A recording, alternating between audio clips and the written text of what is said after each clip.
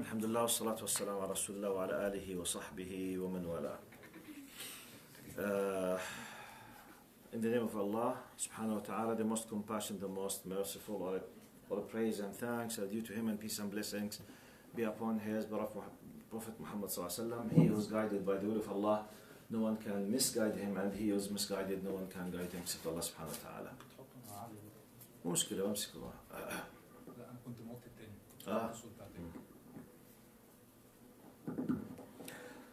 Now, I'm still, if you remember, I was said this should lead you. I mean, the points of introduction that we have highlighted. شوي تخففوا؟ أيوة. At least from my point of view, should lead you to pay attention and to realize the following. We said the first one, دار ابتلاء ودار امتحان وليس دار جزاء. It's like someone in the test hall. He's not supposed to keep complaining why he's not playing football. I mean, this is a test time, for example, okay? Metaphorically speaking, الدنيا دار امتحان ودار الجزاء after death, the full reward, the full punishment, what your rights, take everything, it's after death. So therefore, a believer, a Muslim, without realizing the concept that dar dunya, barzakh, dar akhirah, he does not understand Islam.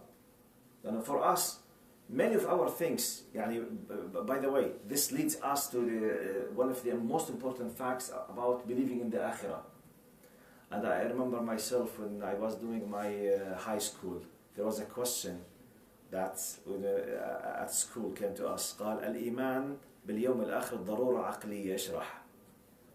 This was the question. Believing in the hereafter is like a reasonable necessity. Reasonable necessity means, imagine if Allah did not tell us that there is hereafter. If we believe that Allah does exist and Allah is just, our minds tell us it's either Allah is just or Allah does not exist, or otherwise a hereafter must exist. This is معنى ضرورة عقلية, which means if Allah is just, we see a lot of uncompleted things in this worldly life. A lot of bad people, they do a lot of bad things and they are not punished. They leave. And that's what leads some kind of poor atheists to be atheists.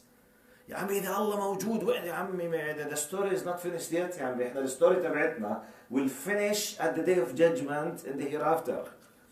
So therefore هذا بيسموه مستعجل. الآن it's like the small child who wants to eat a kind of sweets now, and everything must be done now. يا عمي فيش إشي now. Now I want, he's 5 years old now, he wants to have the university degree now. يعني مزبوطش. You need to go to school. I don't want, but I want the university degree now. He's just 5 years. مزبوطش. This is against the law of nature. So Allah designed this world in a way. If you accept this, and by the way, whether you accept or you don't, the law will not change. But give comfort to yourself. Accept Allah's decision and Allah's design, you will fit with the system and you will be happy at the end. So Allah subhanahu wa ta'ala, we need to know that dar bala, dar jaza, and the fact that Allah has chosen you is an honor and not a burden. And the third one, you need to know this, to keep it in your mind. I'm not discussing universities now, I'm discussing world in general. Anyone who is benefiting from the industry of prostitution is against Islam and Muslims. Anyone who's benefiting from drugs is against Islam and Muslims.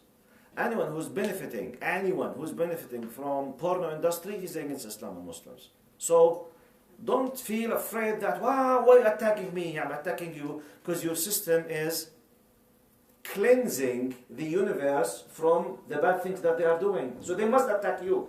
So you have to expect this. Okay?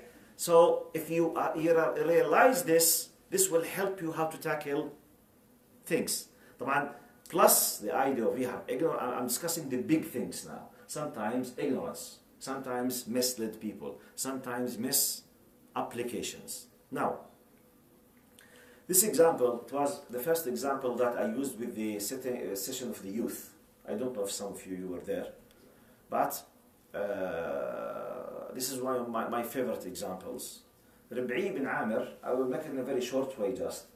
Rib'i bin Amir, he was the representative of the Muslim army before the commencement or the beginning of Ma'arakat al-Qadisiyah, the Battle of Qadisiyah, which after the Qadisiyah, the Persian Empire collapsed completely. The mightiest, the most powerful power on earth at that time.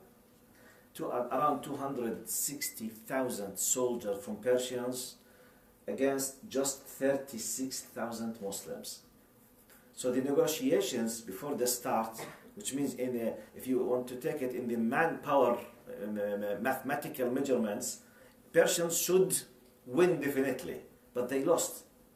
Before the start of the battle, the following discussion happened between the representative of Muslims, which is just a soldier. His name was Rib'i bin Amir, a normal person. No one knows who was he. Before this incident, we did not know anything about this person. Maybe he was just a normal person in the desert. Radiallahu anhu. Now, Rustum, the leader of the Persian armies, looked at the discussion. ما الذي أتى بكم? He asked someone. He came. قال ما الذي جاء بكم? Why did you come? Maybe I assume that Rustum thought those Arabs came just seeking food, seeking money. You want to fight because they are, they are facing hunger, poverty, or whatever. Okay, this is the only thing that he has in his mind, because Arabs at that time, most of the time, they used to kill each other and have this kind of battle between tribes for the sake of what? Water, food, places, to take the war prisoners, to take the girls as sabaya, as slaves for them. This was part of the life of the Arabs at that time. So this Persian leader, basically, he has nothing more than that. So, okay, let's see those Arabs, what they want from me. قال ما الذي أتى بكم? So he replied to him, this I always say, this replyment should be like a methodology, okay? Like a golden rule in your life. قال نحن قوم ابتعثنا الله. I will say it in full in Arabic, then I'll translate it in English. قال نحن قوم ابتعثنا الله لنخرج العباد من عبادة العباد إلى عبادة رب العباد ومن جور الأديان إلى عدل الإسلام ومن ضيق الدنيا إلى سعة الدنيا والآخرة. I'm talking about the role. This Arabian, this who became a Sahabi after that, realized his role in this life. So therefore he was able to stand before the mightiest power on earth, proudly talking about his identity, his job, insisting to fulfill his duty. Got the message? Because our topic is what? Preserving identity of Muslim Canadian students in universities. I'm giving you an example. Now, نحن قوم, we are a people who have been sent by God لنخرج العبادة, to bring the people out from enslaving themselves to be servants and slaves just for Allah subhanahu wa ta'ala. قال ومن جور الأديان, from the injustice of religions on earth into the justice of Islam. ومن ضيق الدنيا, from the narrowness of this worldly life إلى سعة الدنيا والآخرة, to this wideness of this worldly life and the hereafter, to let them realize the true vision of their existence. There is God, there is hereafter, there is accountability. I will be held accountable after death. The real life starts after death. Prophet Muhammad ﷺ says, ما أنا والدنيا إلا كراكب استظل تحت ظل شجرة ثم راح وتركها. He said, he's resembling my status compared with the hereafter is like a rider, one who's riding a horse in a long travel for thousands of miles. He just took a rest for 5 minutes under a tree. This rest for 5 minutes under a tree is the dunya.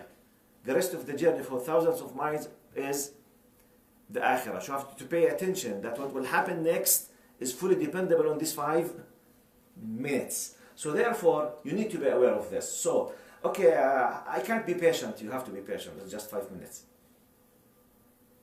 Sometimes you have. Have you ever taken an injection in your body for a medical treatment? Difficult or easy? Difficult or easy? Who loves taking injections? Just to put the syringe in his body. Who loves? No one. Do we consider it like an important thing or not? Do we feel pain or not? But the pain is very limited. It's sometimes maybe a second. Just this second. Then everything goes easy. But without this painful moment, and by the way, this is part of the universal law, that the moment of giving birth by the woman for the child is one of the most difficult times for the child and for the mother. After that, life comes. Without this difficult moment, there is no life after that. If he stayed inside the womb of his mother, he will, or she will, die. So to get in, out to life, there is a suffering. So it's part of the design of Allah for this universe. You need to know that. So don't look at it, but why it's haram not to do this or to do this? Don't think in this way. Think, is it Allah's will? Yes. Okay. Seek knowledge to know why Allah, the wise, Al-Hakim, decided to ask me this thing. This is how you should approach the things. Not, يا بي طب ليش أنا لازم أتحجب؟ طب هو no, this is not the way. Ya Allah, thank you, Ya Allah, that I'm a believer and a Muslim. Help me to understand how to present this beautiful thing to others after understanding this, because I'm the representative of this great religion. So the attitude completely will be different. I will not be busying my mind. Yeah, it's very difficult. No, I'm busying my mind with how to let this beauty be spread for others. Got my point? So completely the attitude will differ, inshallah. Right. Now, some of you ask me the question, what is Islam? Maybe I was supposed to start with it, but since this is a simple example, I'll give an idea. I will give you an idea now for you, so I will consider you yourself as if you don't know Islam. Okay, to give you an example sometimes, how much times, and I use this example with Muslims and non-Muslims in some of my lectures. Look to this. This is one of my favorite examples. I could not find an image in English, so it's in Arabic, but I will explain it in a very easy way. You see, an experiment by someone. Someone decided to do an experiment. Basically, the experiment says that he asked 6 people, 1, 2, 3, 4, 5, 6, yes. He brought those 6 people into like a big hole, and he covered their eyes. So temporarily they are what? Blind. They can't see. So the condition before bringing those people was that none of those should have any idea about what elephant is. So they don't recognize this kind of animal. They have not, and if they hear the word elephant or feel, for them it could be a drink, it could be a cloth, it could be a garment, it could be a drink. They have nothing. They don't know what elephant is, okay? So those who do not know what elephant is, they will be brought, their eyes were covered, so they are now blind. So they were asked just to get into a big hole, and they were told that there's an elephant, but they don't know what is it. They said, keep walking till you touch the elephant and tell us what elephant is from your point of view. Okay? So now blindly they were walking now. One of them came to the tail. So okay, Mr. A, Mr. 1, what is elephant? He said it's habl, rope. For him now he's using just the sense of touch. He's not witnessing by his eyes. So it's a rope. The one, for example, told me, what is it? He said it's a wall, jidar, hayat. The one next to the leg, what is it? It's a tree. You see? Tree. The one with the, what do you say, the trunk or the trunk, this trunk, huh? The trunk, it's a snake. The one with the trunk is spear. The one with the ear, he said it's a fan. So, in reality, sorry, this is how they perceived the elephant. So this is elephant for them. So when you ask, by the way, Look now to the amazing and funny part of the problem. None of them was lying, but none of them was saying the truth. The elephant here is Islam. And this is part of the big problem that many people face when talking about Islam. Many Muslims, this is how they perceive Islam. So this is the elephant, Islam. Look, now sometimes for many reasons, ignorance, misunderstanding, not going to Islamic schools, approaching some bad people, misapplication, misunderstanding, if they are Muslims, okay? If they are non-Muslims, the media. Sometimes when you go to a media like Fox News in the United States, 24/7, what they say about Islam and Muslims? 24/7. All bad lies that you can ever imagine, you will find it in Fox. As an example, amazingly, they say a lot of bad things about Muslims. But if an American guy sitting all the time listening to Fox News, what is the image about Islam that he will have? You got my point? So, now part of the misunderstanding now, you need to realize and to give the true image about the elephant, you yourself, you need to realize that I'm resembling Islam with the elephant. Islam is a huge system. The elephant is a huge animal. Okay? Okay, I knew that it's an animal. Wait, still. You need to realize that this animal is very powerful. Now this is one of the steps. But this power comes from his size. But what can this animal do, for example? It can pull 5 tons of weight, which is like a truck. If you put some kind of protections of shield of leather around this animal, you can attack a village by your own self with 2 horses just on one elephant. It's amazing. It's a mighty power. Now, realizing the nature, the power, everything has to do, you will enjoy dealing with it and you will take care, because a small mistake, if you slept under the foot of the elephant, it could smash you, it could kill you. Realizing the nature will let you realize, represent, understand, enjoy dealing with it. But if the channel of receiving information about this religion is so narrow, or through ignorance or misunderstanding, this how it will be completely misunderstood, and you will be misled yourself and you might mislead others. Here comes an amazing, beautiful message that we have to realize. But how to solve this problem? Seek the knowledge. The first ayah was revealed as Usjud or Arbud. The first ayah was revealed. Usjud or Arbud, which one of them? Iqra. It's not Usjud or Arbud, it's Iqra. The first ayah was Iqra, seek the knowledge. But how to understand? You need to understand. This is a huge system for humanity.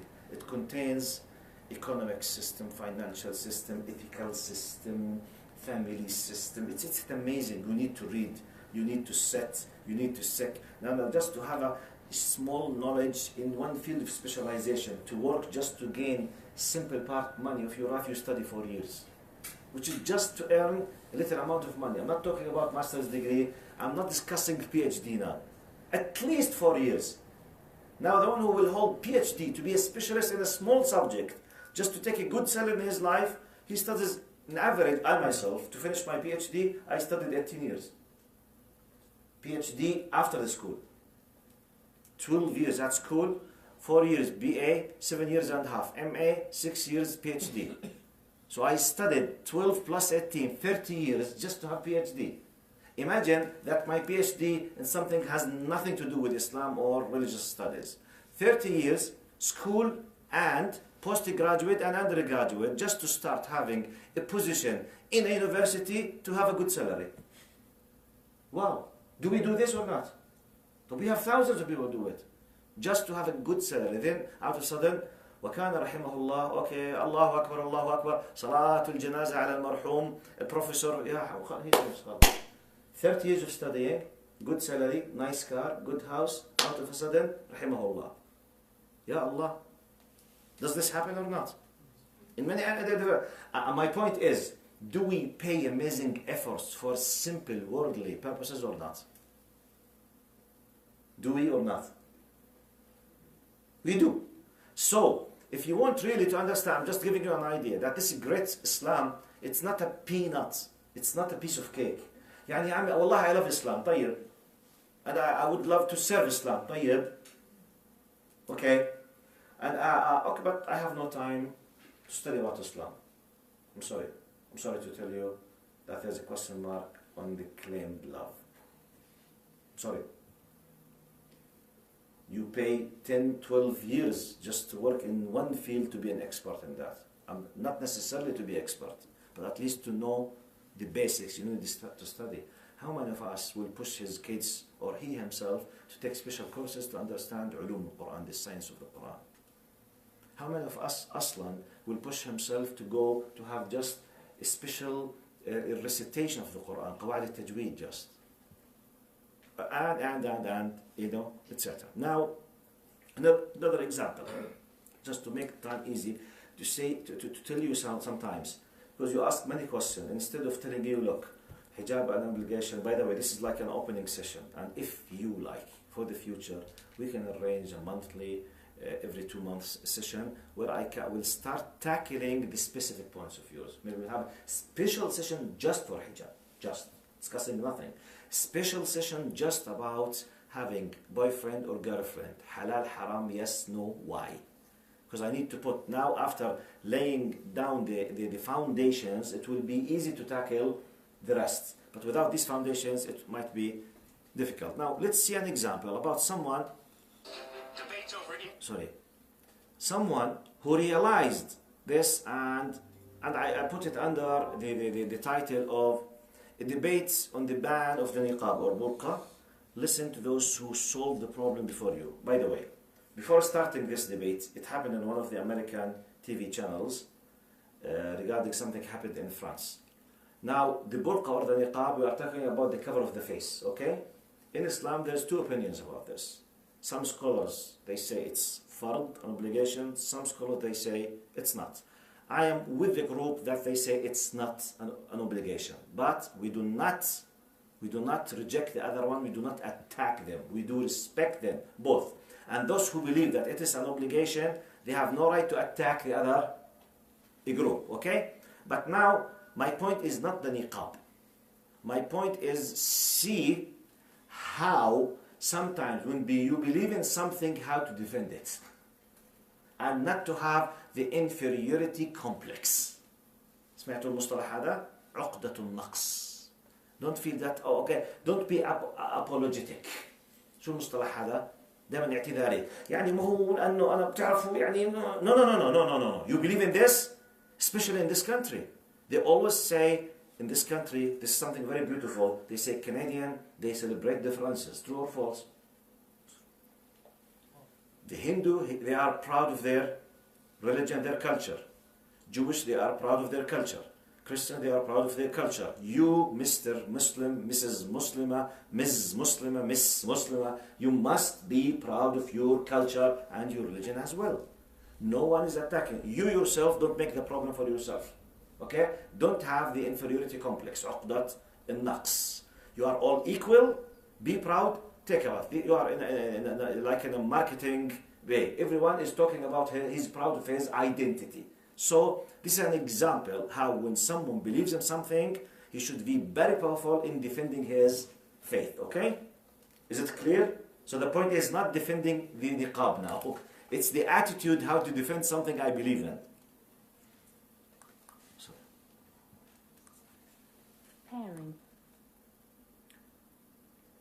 Integrating devout Muslims into society.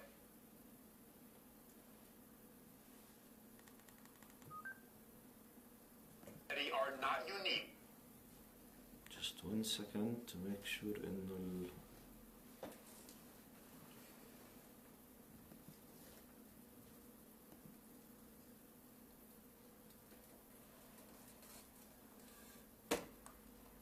Pairing. Okay. شوف the pairing. To the United States, effective today, it is illegal to wear a burqa in France or a niqab like this. Debates over integrating devout Muslims into society are not unique to the United States. Effective.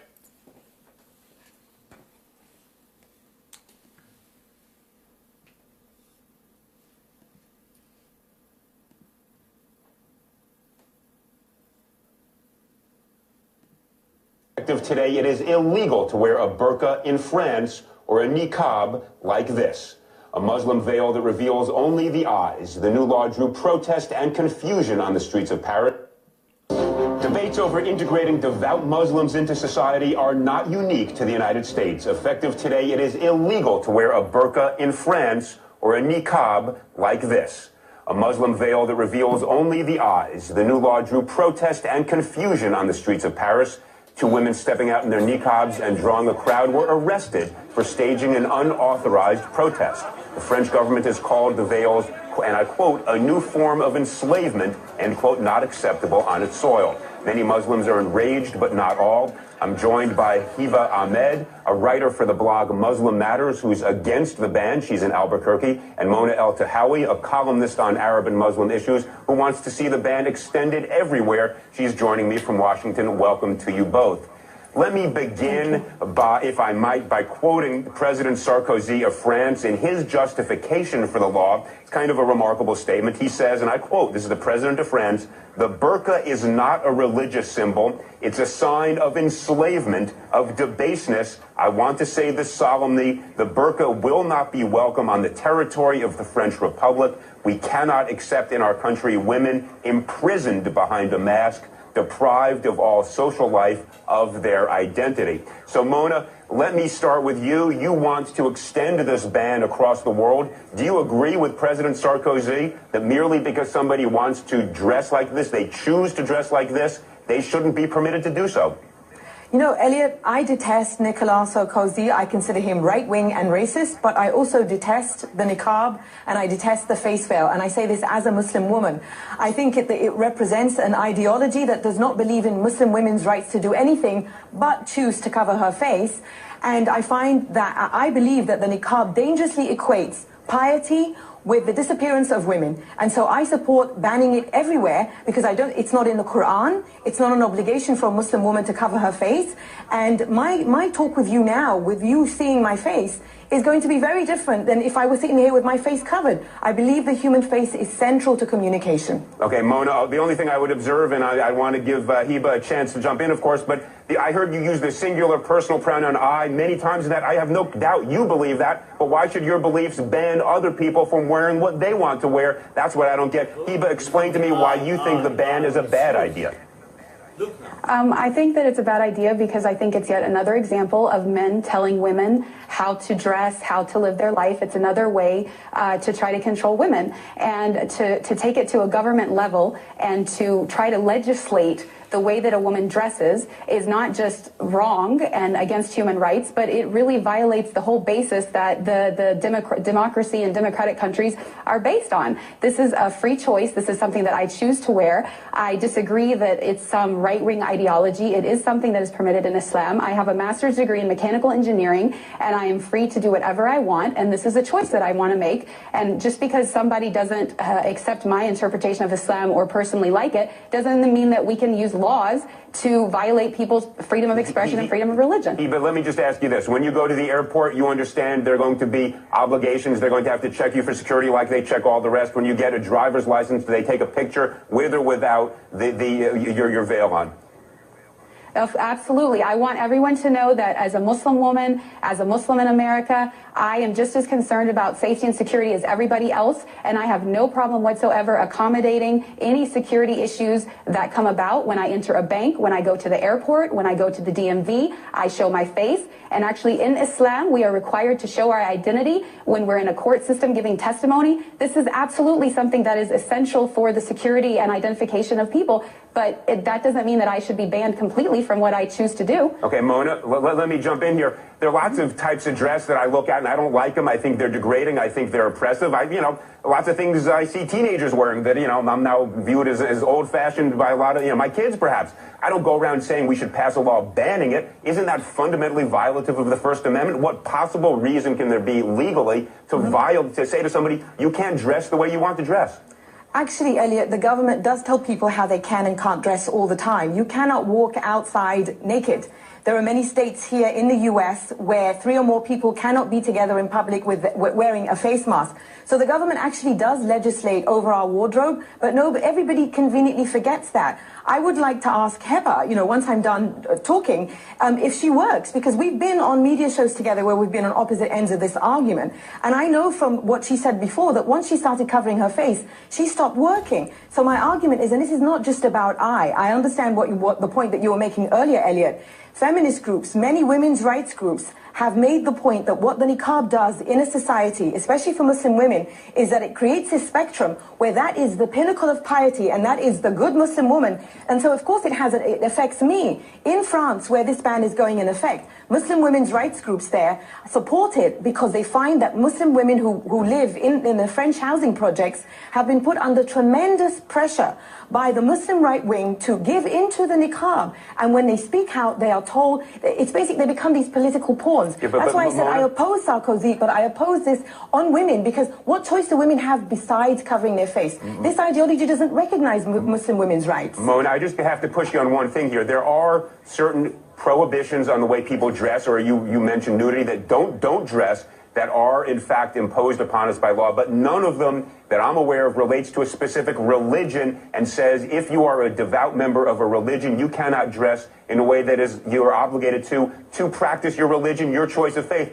Can you think of any example like that? Because I can think of 1,000 other laws, if this were upheld, that suddenly we would limit all sorts of things that people do for their religious beliefs because we don't agree with it. Wouldn't that be a very dangerous thing to do? See, this is, I think, where these right-wing interpretations of religion get a free pass, because everybody says, well, it's my religious obligation. It's my religious right to do this. Let's look really at what we're talking about here. We're talking about the disappearance of women justified in the name of them becoming closer to God. So the closer you want to become to God, the less of you, the more you disappear. But this Mona, is not accepted by the majority of Muslim schools of thought. Well, one at a time. I disagree. Guys, one at a time. Heba, jump in. Tell us, has anybody forced you to do this? Is this something you're doing of your own free will?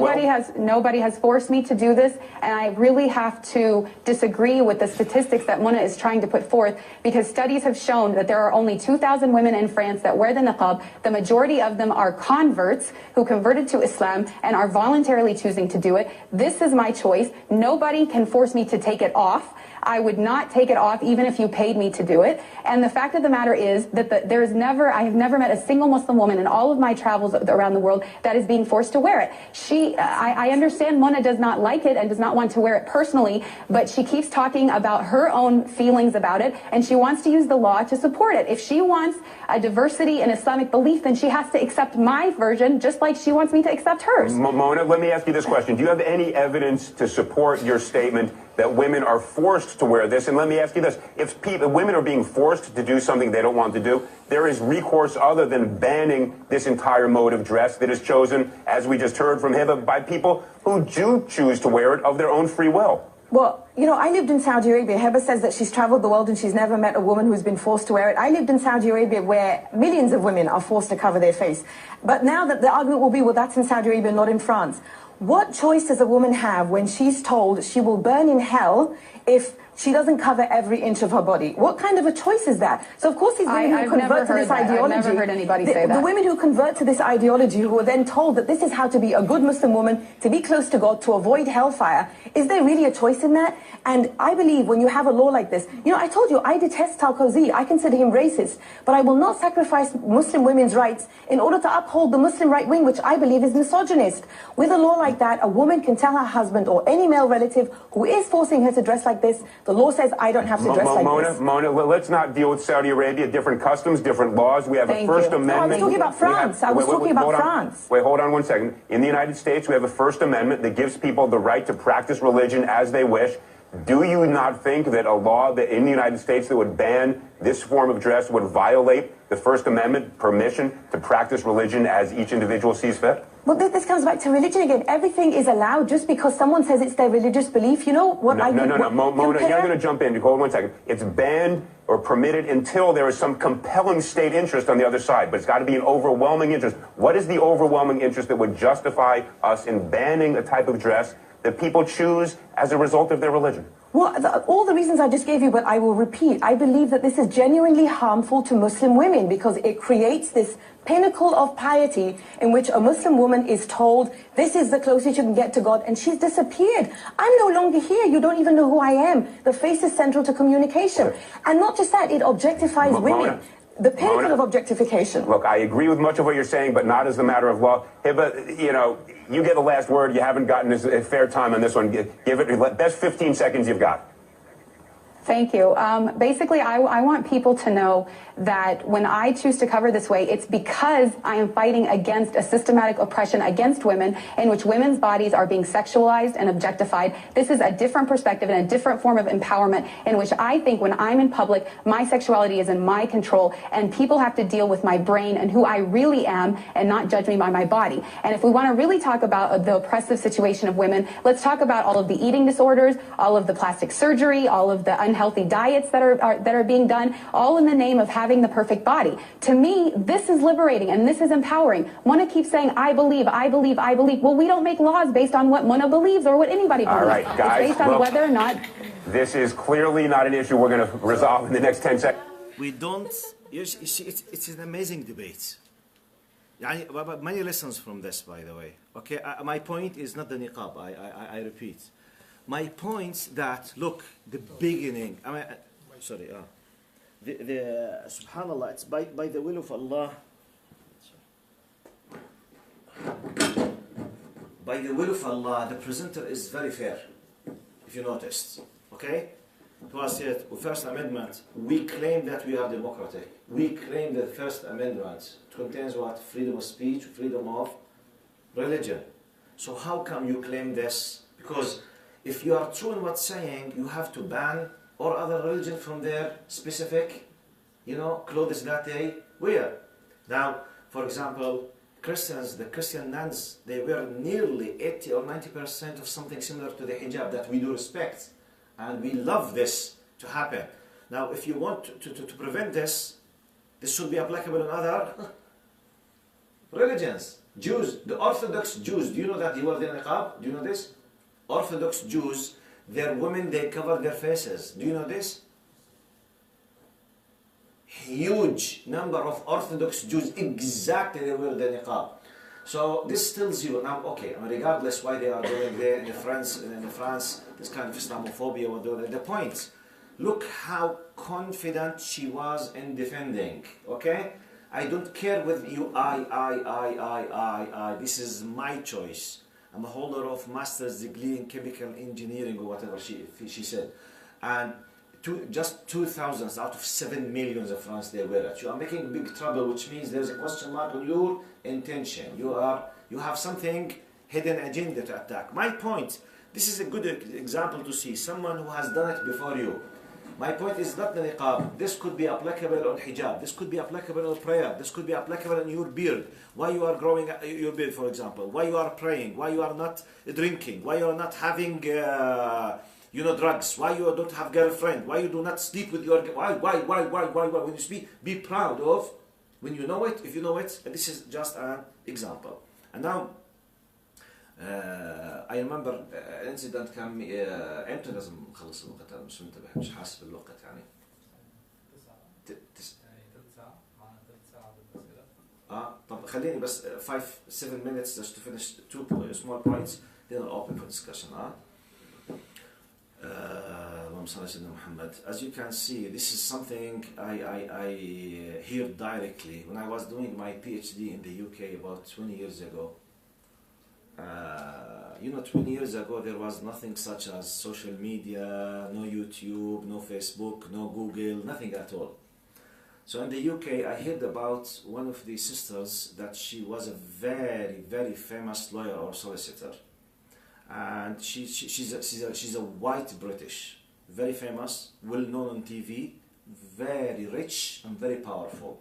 And she became a Muslim, and she wore the hijab with the Islamic, clothing. So many people, they felt very sad because they lost her from this community, and she became a convert or a revert. So I heard a lot about this lady, but no easy access to hear her directly, no YouTubes, nothing at all. So once I was driving my car, I heard the BBC presenter on the radio, interviewing this sister Sarah, the very famous one who became a Muslim. I remembered his way. It was not, it was a very wicked way. He was asking her, I give you the core point of the question. He said, okay, Sarah, okay, we can't interfere in your decision to change your faith. It's your private decision. But can you tell us why did you decide to wear the hijab? This is his way, how he said it, okay? So his accent was, which means it's as if he was saying, his attitude, his tone was telling that, okay, you were a very nice, beautiful woman. Who, زي ما بقول مين ضربك على راسك؟ لا, you wear this kind of hijab, مرة واحدة hijab, like this. He was as if he's provoking her and making fun of her decision. Look what she said. She said, I decided, which is similar to Muna that you heard now, amazingly. You sisters, you need to learn these things. She said, Wallah, it was drilled in my psyche, her answer, because at that time, okay, I was a teacher of Islamic studies. I was doing my PhD, but I used to give khutbah in my country. I was to be a teacher at schools. And most of the time, it's we men, who talk on behalf of women when discussing hijab. As teachers, we have a lacking number of sisters who discuss the concept of hijab in public, okay? So I used to have some certain answers. The traditional one, Allah subhanahu wa ta'ala commanded it as to protect the woman and the traditional classical answers. When I heard her answer as a female who decided to come to Islam, really it astonished me. Because it's very difficult for you as a male to realize how the female feels in this. She said literally, I decided to wear the hijab to tell everyone in the street that I'm not a sexual object.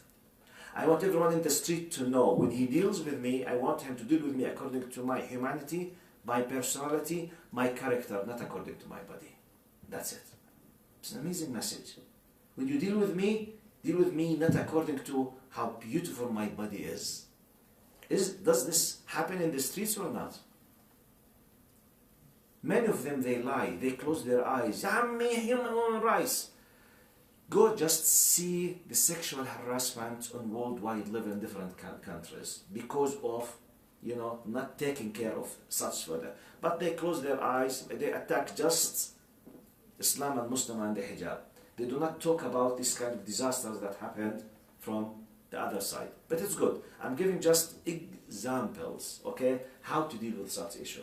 I'm giving you example about confidence, example about to seek the knowledge, example about how to debate, examples about how to defend, example how to be proud of the fact that you are a believer and know exactly, seek knowledge why you should do this, why you are not allowed to do this, and why this is haram or this is halal, or this is permissible or not permissible. Okay, the time flies.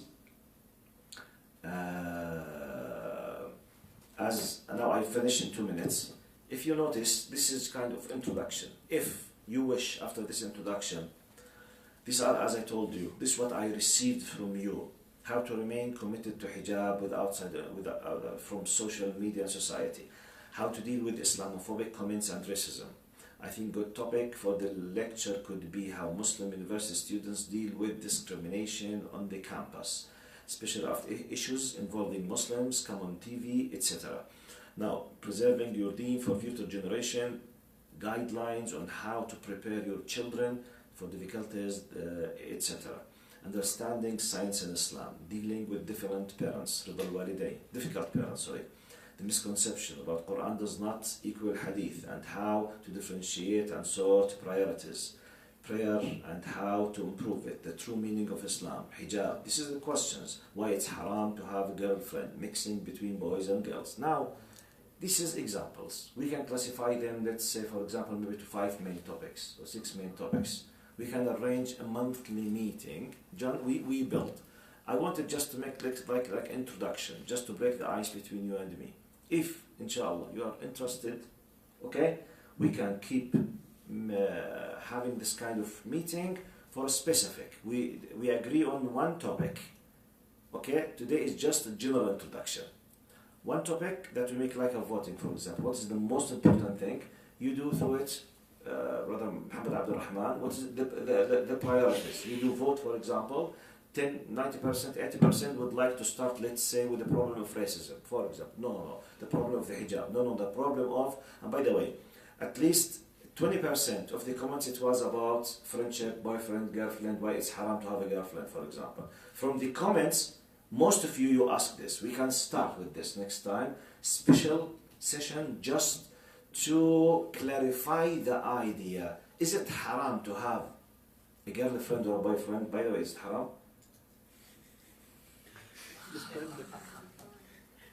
It's not haram because we have legal ways to do it. You can have halal girlfriend and you can have halal boyfriend through special legal ways. We call it khutbah wa zawaj. Yes, this is the halal boyfriend girlfriend.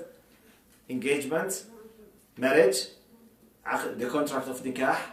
Okay, enjoy it. Enjoy it in a halal way. Anyway, so we can discuss it inshallah next time. Jazakumullah khair for being good listeners. Now we have about 14 minutes for questions and answers. Okay? Questions and answers, brothers and sisters. If you want to say the question directly, please, and I prefer. Directly, I prefer. If you want to write it, it's up to you. Jazakumullah khair. So, tafaddalu. Questions? Okay, I have a question. Yes, tafaddalu. It's just a question about the convert and revert. Convert and revert. Yeah, Yes. it was just like a general question, and I'm curious about it. When people revert or convert to Islam, do the Christians بيعملوا baptism based on like عشان they're born Muslim in the awal, so then they have to do baptism and then to be Christian? Is that what it is? In Christianity, you mean? Oh, in Is Christianity, it baptism? yeah. Yes. Baptism is so similar to the idea of saying the Shahada in Islam. It is the gateway for the person, for most of Christians. When someone would like to become a Christian, okay, he has to be baptized. Is Baptism it is because they like know that they're Muslim at first, or no? Because you know how you're born as a Muslim? No. You are sorry. You are mixing two things together. Your question is just to make sure. Your question is: Is it true that Christians, when they ask for baptism because they know that they were Muslims before? Yeah. No. To the best of my knowledge, no. No. From their point of view, to the best of my knowledge, basically, baptism for them is the gateway to get into Christianity, to be true Christian. It's like the Shahada for us. You are baptized, you are completely, for example, in Islam, when we say, I bear witness that there is no God but Allah, Muhammad is his messenger, I'm declaring what we call the Shahada. By this, I delete everything before that, and I believe in this new thing. It's like a new visa, new passport. I'm a newborn. This is how we accept it, how we believe it. For them, it's exactly the same. Not because they were Muslims or not. No, it has nothing to do. Regardless, and by the way, even the one who was born a Christian in some Christian denominations, okay, some of them, they do baptism at the moment of birth. Some of them, they do it when they became, an age of 10 or 12. Some of them, it doesn't matter when you do it. So some of them, if this did not happen to him when he was a child, when he wants, for example, let's say to have marriage or whatever, they are asked to make sure that they are baptized. So it differs. So for them, it's their faith in the way how to get into legally to be, let's say, a valid Christian. It's exactly like the Shahada for us, regardless where have you. But from our point of view, now forget Christianity now. from our point of view, why we sometimes we say preferable to call them reverts, not converts, because we believe, I'm not talking on behalf of the others now, that according to Prophet Muhammad sallallahu alaihi wasallam, he said, كل مولود يولد على الفطرة, which is فطرة الإسلام, which means everyone will be born. Now, others, do they believe in this? We don't know. And we can't say that they believe in this. But we believe in this, that they are born to be, if they are left without any kind of influence, they will be true believers in the religion of Islam. So that's why we call them reverts. They came back to the original status that they were supposed to be. Wallahu a'lam. Have I answered? Yeah, Thank you very much. Jazakallah khair. Yes, brother? اللهم صل على سيدنا محمد. ذكرت انه الدول قائمه على البورن والخمر والدراجز. بالنسبة لدول جروب societies أشخاص whatever. في دول قائمة على مثلا. طبعا. في دول قائمة على. طيب لو بعض الدول تركت هذا من بوينت اوف فيو دنيوي.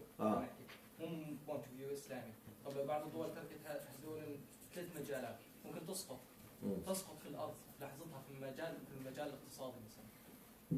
طيب شو الطريقة اللي مثلا تعملهم كونفرت إنه يتركوا هذول 3 في المجال؟ بدها يعني أنت سؤالك يدخل في الاقتصاد، يدخل في السياسة، يدخل في السياسة الشرعية، ويدخل بمستوى على مستوى سياسة دولية. يعني بدي أعتبر نظريا في إكس دولة فرضا موجود الآن حياتها تقوم بس على كل المحرمات، يعني ما عندها شيء غيرها. هو أنا حد علمي ما في دولة تقوم 100% بس على هذا الموضوع.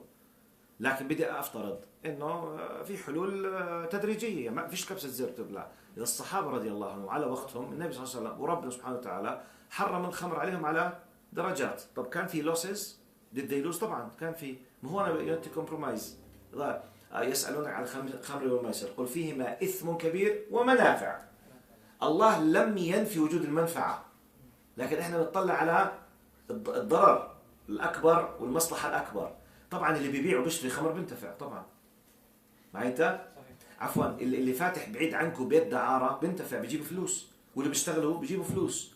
بس بنطلع احنا على موضوع الديستركشن للفاميلي وموضوع نشر الامراض الجنسيه والخيانات. حجم الضرر كثير اكبر من حجم النفع.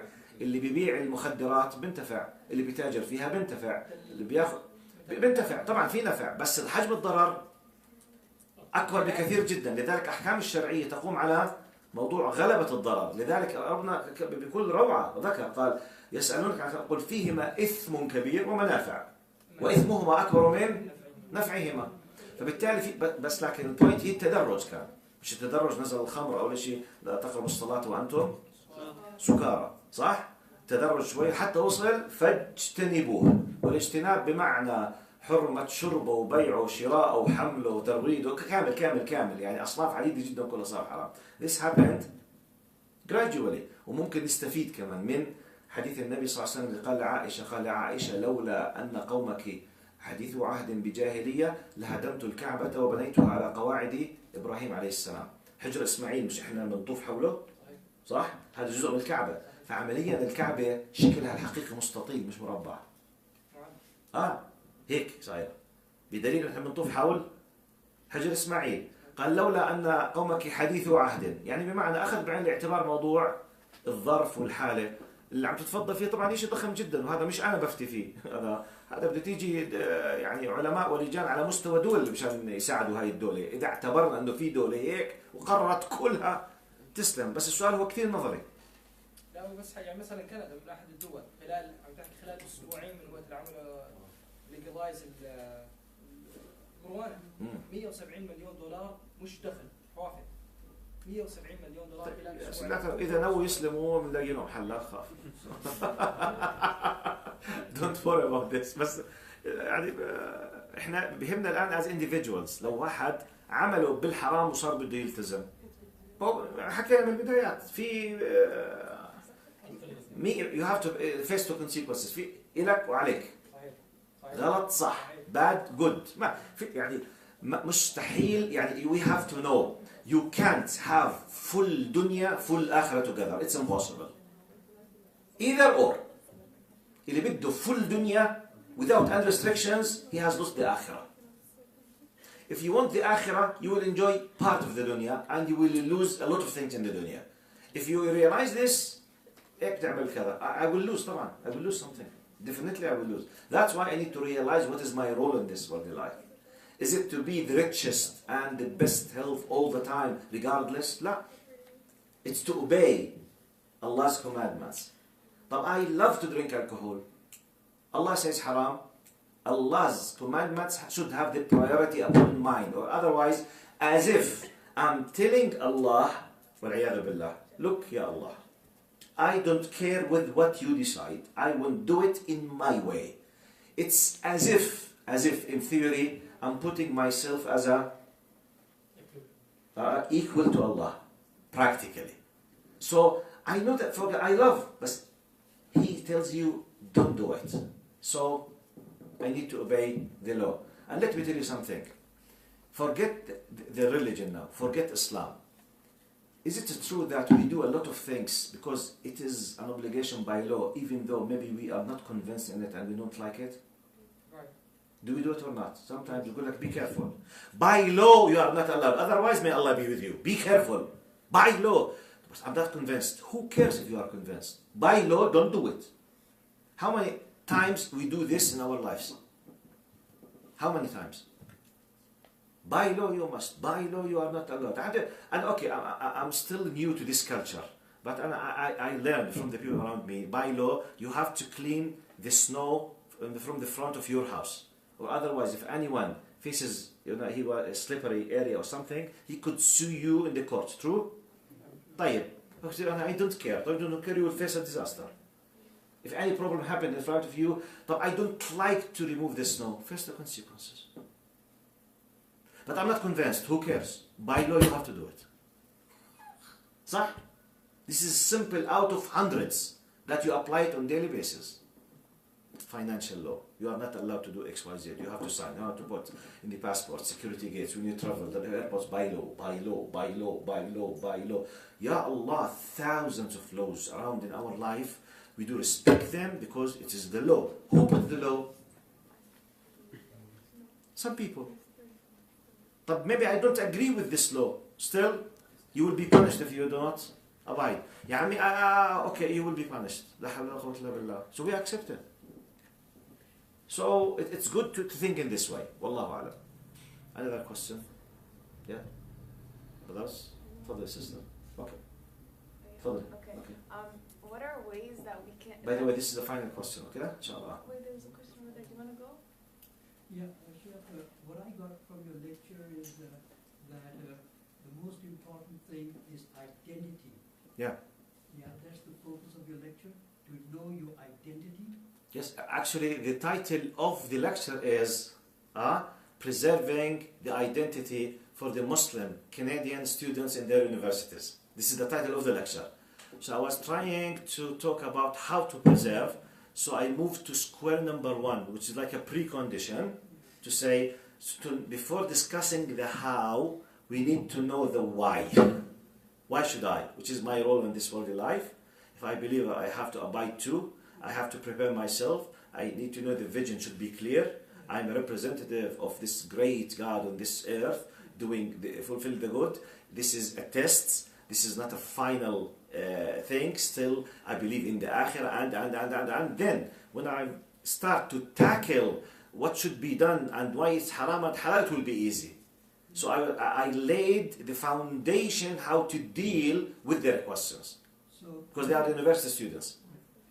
So the most important thing, whether you're a university student or a non-university student, is to maintain or to find out what your identity is. Or yes. What you identify with. Yes. And therefore you said the question of why is more important than how. Yeah.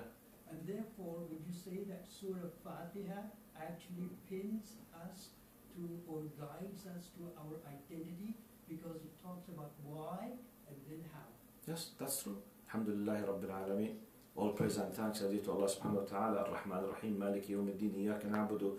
So I'm identifying myself basically that I'm created, it's Him. All praise, all thanks should go just to Him, not to anyone else, not to anything else, not to any group, and I ask him, I praise him, then I admit, then, etc. Jazakallah khair, brother. Bakr, final question? Yeah. Okay.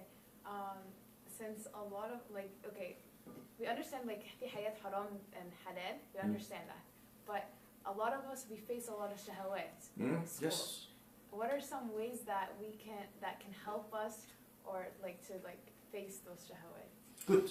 This is a very general question. I know it is general, but very general, but maybe I will just quick tips as a general as well. Yeah. Still, I will be dealing from next time, inshallah, through Brother Muhammad, inshallah, on finding a specific, and if you don't mind, if you agree, just to make a quick cover, if you agree to make it about relationships, the ikhtilat, mixing, boyfriend, girlfriend, is it permissible or not? If there's some sort of permissible, yes, no, why, depending, we can start next time. But now, shahwat in general, our desires, our lusts that we love, how to deal with them. In my understanding, my experience, my conviction, basically, the best thing how to deal with them, first to give great value for what Allah loves compared with my shahwat. To let the shahwa be under my hand, not inside my heart. If the shahwa is controlling me, the value will be very high for the shahwa compared with what Allah loves. If I'm controlling, because some shahwat, they are permissible, halal. For example, we have shahwat al-ta'am. We have amazing desire for food. Do we love food? Do we love food? Sometimes some kind of foods, wallahi, they are fitna. عن جد زاكي جدا الأكل. Okay, nice, okay. Now, look, subhanallah, we were created, and when we are hungry, and the desire will be, and sometimes if your mom is an expert in making food, the fitna will be bigger. طيب, Ramadan comes, إجا Ramadan. The desire is there, the need is there, the nice food is there, the expert cook is there. Allah tells you in this specific time, don't eat. Now, if I don't understand why, it will be very difficult. I might break the commandment. The why, that's why Sheikh Nabilsi, you know, the Dr. Muhammad Ratib Nabilsi, he's one of the great scholars from Syria, Jazakallah khair. He says, قال من عرف الشارع يعني الخالق الذي وضع الشرع استمتع بتنفيذ الشرع ومن جهل الشارع تفنن في التهرب من الشرع. The one who knows the Creator, okay, out of respect and love for the Creator, he will be enjoying fulfilling the commandments. The one who is ignorant in his Creator, he will be an amazing genius person how to escape from applying the Sharia. So it goes back to my relation with Allah. If I know Him well, if I'm doing my best to be close from Him, and I decided to give a certain weight for His commandment as a priority, I will be having the power to control it. Not necessarily to control it 100%, maybe something will, okay, we are sometimes out of weakness, out of ignorance, it could happen. But immediately I have the repentance, ubarja. But the idea, I need to understand, the most important thing, my relation with Allah. Closeness and the value that I decide to give. Because some people, they decided not to give a value for Allah. They don't care. So it's their decision. But if I do care, عندنا بنقول إحنا بحسب حساب. And basically, the most important thing, you need to establish the relation of love between you and Allah. Let me give you that analogy, هيك مثال صغير جدا. ولله المثل الأعلى. أحكي بالعربي هيك بشكل سريع. الآن والدك ووالدتك الله يخلي لك إياهم. أنت أو أي حدا لو كنت بتحبيهم وأمروك بأمر، ممكن جدا الأمر أو الطلب تبعهم ما يعجبك. حتى لو مش عاجبك بتسوي لأنك بتحبيهم إكراما لهم. طيب ممكن جلستك مع صحباتك كثير أحلى عندك من إنك ترجعي بكير، لكن ماما كثير بتخاف لأنه متأخر. في شيء إحنا بنحكي، شو بنحكي؟ إكراما، حبا، مراعاة، الله يجزيهم الخير. شوفي هذا البشر اللي عمليا they did not create me, they were just the reason for my existence. Yet we do this. لو حدا على المؤاخذة احنا بحياتنا بنحكي لو واحد قدم لي كاسة مي وانا عطشان ظني اتذكرها جزاه الله خير اعطاني مي شربني مي. طيب لما نفكر بالنعم اللي الله اعطانا اياها وات اني مومنت I could lose them. انا ماشي اذا being thankful from this idea. We can have many channels how to be close and to create a high status for Allah in our priorities. By this is the most important. بعدين في عندنا techniques. طبعا to be discussed. Okay? What to do, how to do it. We have examples. We have role models. مثل ما حطينا اليوم. How to design my life. For example, what to do. يعني for example. Imagine that there's a person who's مبتلى. He has a problem with the porno sites. Like porno sites basically, they are watched where? It's either on the mobile or the computer or laptop. So I know that I'm weak and I'm not able to tackle this problem. But I fear Allah and I want to control. Plus the emotional, psychological, spiritual thing, في practical technique. طيب maybe I will take a decision to let my data subscription with the company that I'm using to be very limited, just 1 gigabyte a month, just to be controlled, not to be able to use it, but for the most important thing, intentionally. I change my subscription, instead of being 10 giga, just 1 giga or half a giga. So that I know if I did just watching 1 movie, 2 movies, خلاص, no data, I will not be able to use the internet, I will not be able to, so I will feel afraid. So as if I'm controlling. Or, for example, I decide even to, let's say, to cancel my subscription with the internet for full month and to use just an old phone, no smartphone, for full month. This is a practical, technical thing. Okay? In addition to that things. For example, I'm facing this problem.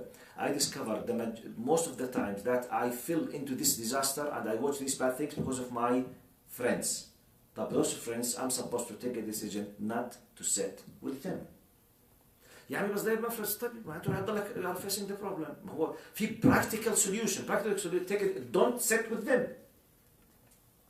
They are your enemy. They are the enemies. They are destroying you. معناته فبالتالي طبعا الديسيجن الان مش عند ربنا سبحانه وتعالى عندك انت عندي انا. It's my decision. Plus the spiritual and the حب and the love. Sometimes there is practical decision I have to take it. هذا in brief. ماشي؟ جزاكم الله خير. Thank you. بارك الله فيكم. السلام عليكم ورحمة الله. ان شاء الله يا شباب هبعت لحضراتكم على الايميلات بتاعتكم نختار التوبيك بتاع المره الجايه ونتمنى ان كل حد على الاقل يجيب 2 3 معاه